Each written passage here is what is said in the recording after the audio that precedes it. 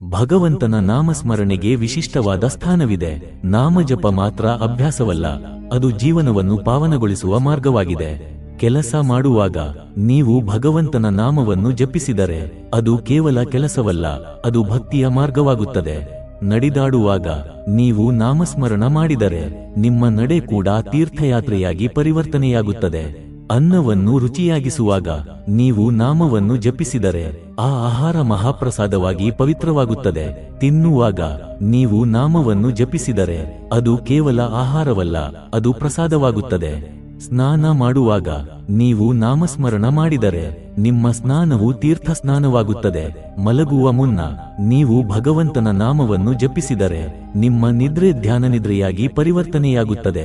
ಮನೆಗೆಲ್ಲ ಒಂದು ಸಣ್ಣ ಕೋಣೆಯಲ್ಲಾದರೂ ಭಗವಂತನ ಸ್ಮರಣೆಯಿದ್ದರೆ ಆ ಮನೆ ದೇವಾಲಯವಾಗುತ್ತದೆ. ಯಾಕೆಂದರೆ ನಾಮದಲ್ಲಿಯೇ ಪರಮಾತ್ಮನಿವೆ. ಆ ನಾಮವನ್ನು ಎಲ್ಲಿ ಎಂತಹ ರೀತಿಯಲ್ಲಿ ಜಪಿಸಿದರೂ ಅದು ಆ ಸ್ಥಳವನ್ನು ಪವಿತ್ರಗೊಳಿಸುತ್ತದೆ, ನಮ್ಮ ಮನಸ್ಸನ್ನು ಆಧ್ಯಾತ್ಮಿಕತೆಯಿಂದ ತುಂಬಿಸುತ್ತದೆ.